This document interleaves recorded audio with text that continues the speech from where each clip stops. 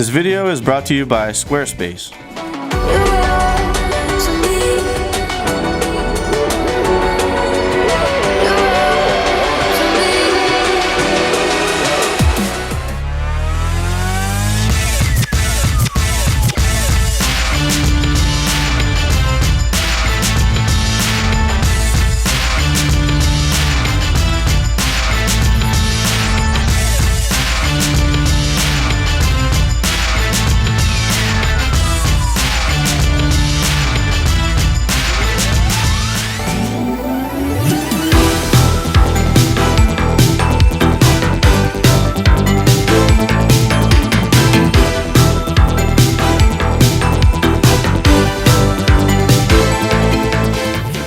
What's up, guys? Welcome back to the vlog.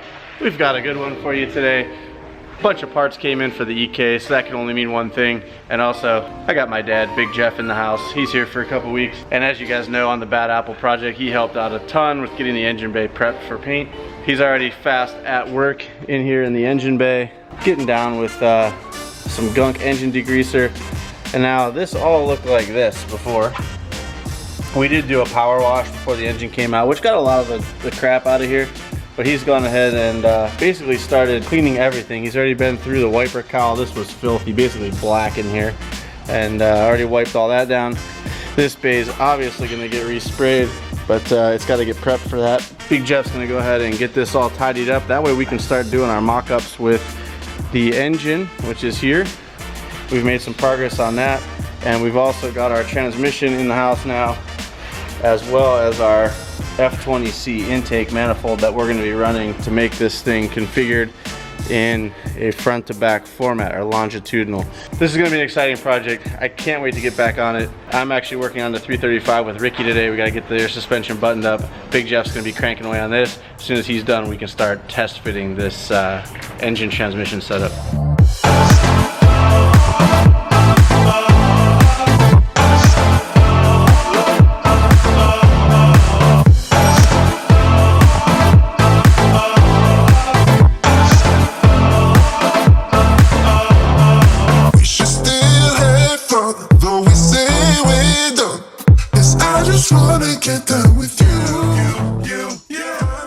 Alright, quick update here.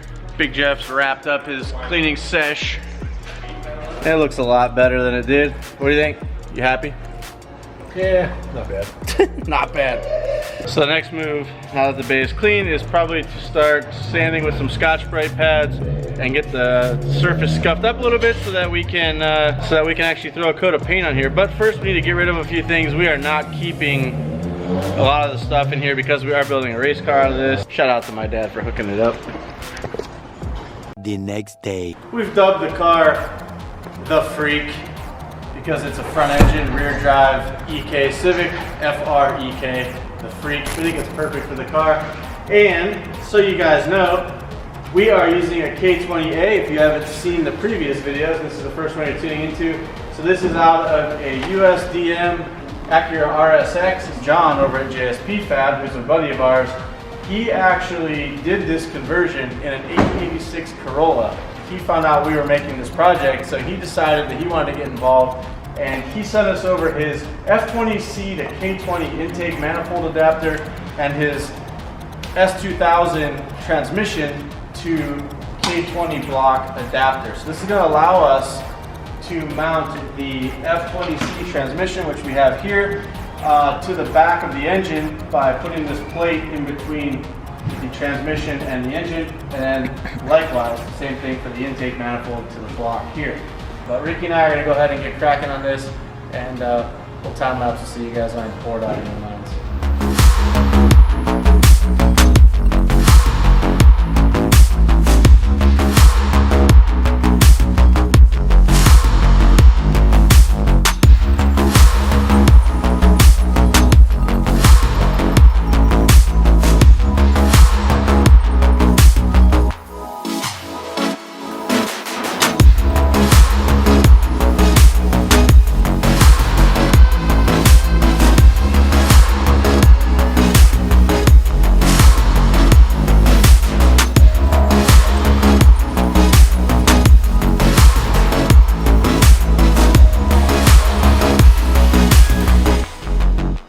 Alright, so as per the directions, we went ahead and drilled out the hole here that this M8125 fits into.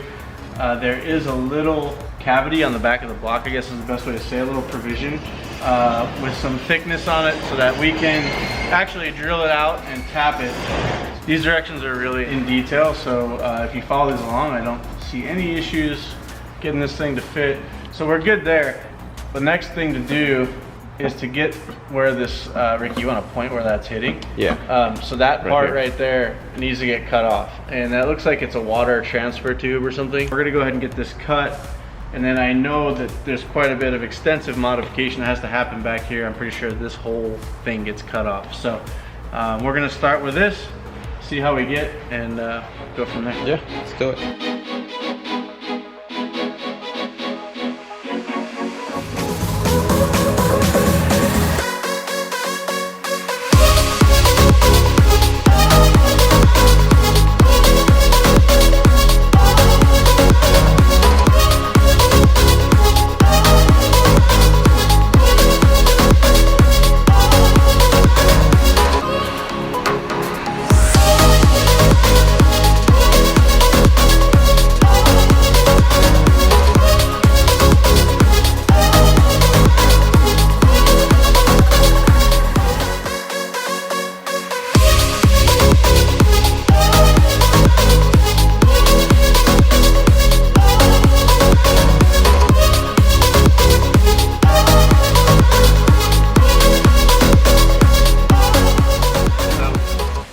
Here's how she looks. Hopefully you can see. Now we've got our F20C rear wheel drive intake manifold mounted to our front wheel drive K20, utilizing the JSP fab adapter flange. And we went ahead, John does include hardware with the kits. However, you know we roll with that Downstar hardware. So we went ahead and threw those in for now. We don't have the beauty washers on yet. This is just for mock-up purposes. I want to make sure that this all bolts together. So now we got to start working on water pumps and all the accessory stuff that goes on the block here, and also getting the transmission fitted. But we're going to keep plugging along here.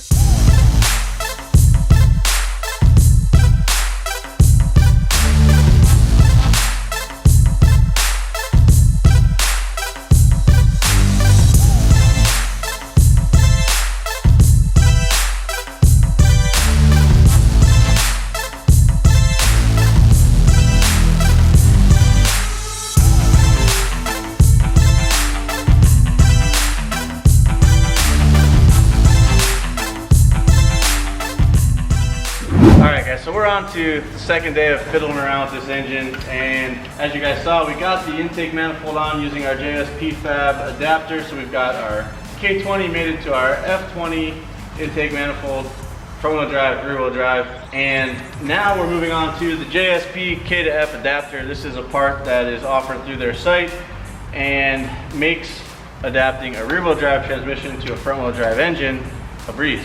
And we're going to show you why. We were lucky enough that the man behind JSP Fab actually is only about 30 minutes away from our shop, so he actually came by today.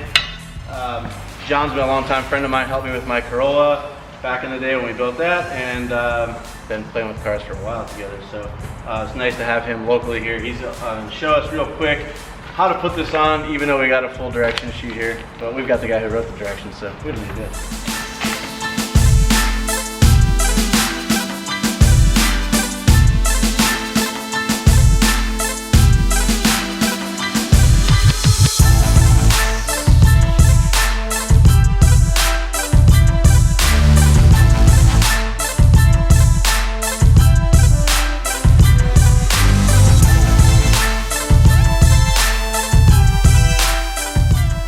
All right, well, Ricky forgot to hit the record button. So yeah, blame me. You guys didn't get to see this go on. Thankfully, John was here. We didn't have to read our instructions at all because he's the guy that created this. And as you can see here, thanks to John, we're able to bolt this up. And now we can actually start figuring out how this is going to sit in the car. And that's our goal for today. So yeah, we're going to move on to putting the car over top of this thing. But we've got some things to get out of the way first.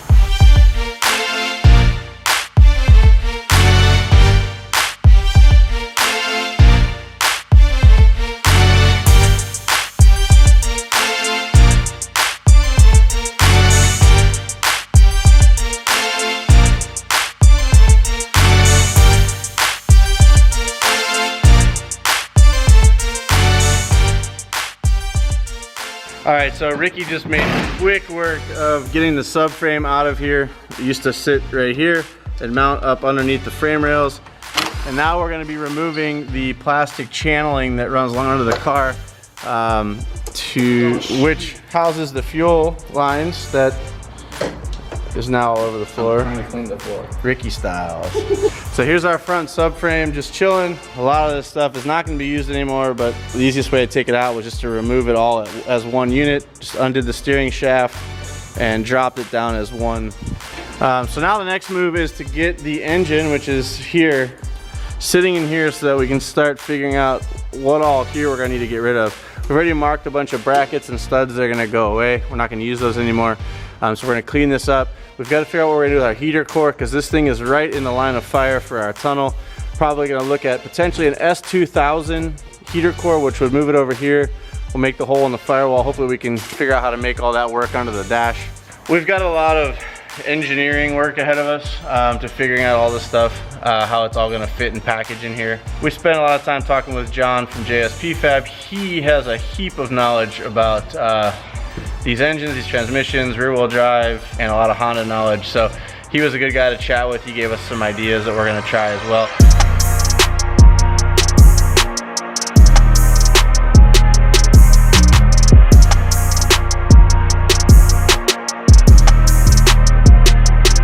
Got a little big Jeff cam coming at you. You guys think you've seen cinematography? You're about to see. Just wait. Big Jeff cam. Bye, bye. First test fit. Ah! So I'm essentially gonna try to line up the transmission with the hole in the car.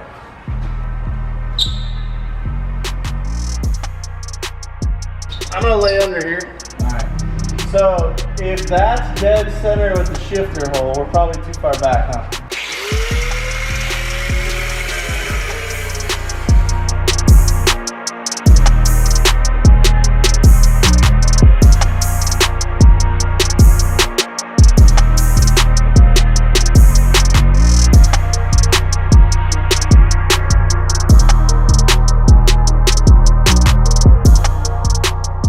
Alright guys, so we lowered the car as far as lower as we could go, because right now the transmission is actually hitting the tunnel, right? But if you guys see this, you guys see where it's lined up? How you guys can see the bolts for the transmission? I think this is the perfect spot for it. And Nikki looked at the car from inside, and the shifter is actually lined up perfectly with our car. Which means this is the perfect spot, the perfect scenario for it. So all we gotta do now, take the dash apart. This is the heater core, so obviously we're not gonna be cutting right now because that's in there.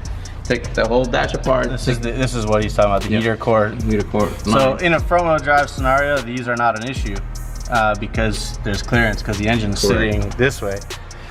For our case, any rear wheel drive car, they're always over there by the air conditioning, right? So what we were thinking was what? Remove the heater core and try to maybe find an S2000 heater core, see if that'll work for us. Yeah, see if we can just re-drill the firewall, make it look stock, and then we can, because the reason we have to get rid of these is we have to trim up probably higher than those are. Yeah, so probably like to here. If we have to trim up that high, then that means we're gonna be trimming into the box as well inside there. So the next step is to remove the dashboard, remove all the crap underneath it, which we probably should have already done, but.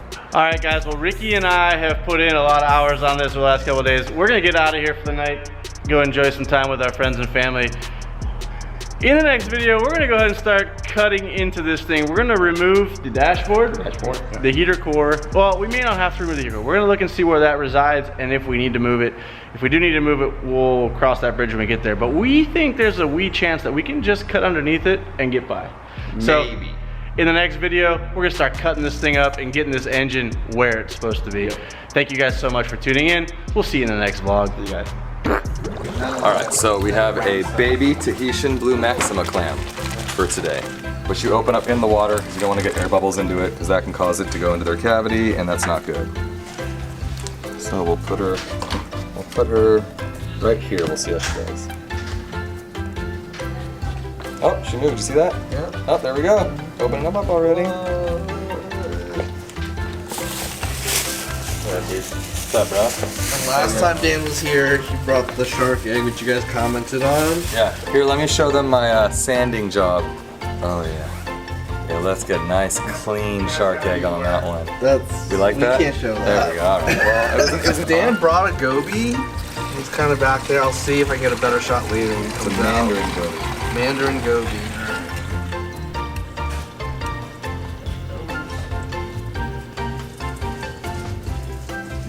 Alright guys, thank you so much for watching today's episode, but before we go, today's video is sponsored by Squarespace, which is an all-in-one platform to build a professional website, online store, or portfolio. It's easy to claim a domain and create a custom site that matches your style and bring your ideas to life. Squarespace has everything you need to create a beautiful and modern website for your business or idea, and use drag and drop tools to make it your own. Another handy tool are the customizable galleries, where you can display images and videos in very unique ways. It's easy to grow and engage your audience with the Squarespace email campaigns. Create powerful email content that matches your website with your existing products, blog posts, and logos so your messaging is consistent and effective. It's super easy to quickly understand your audience with Squarespace website analytics, which includes page views, traffic sources, time on site, most read content, audience geography, and more. Get feedback on what's working and how you can improve it later on. One of the really cool tools is that you can easily add a calendar of upcoming events to your site. You can let your subscribers or fans know where you're going to be all the time. Try Squarespace today.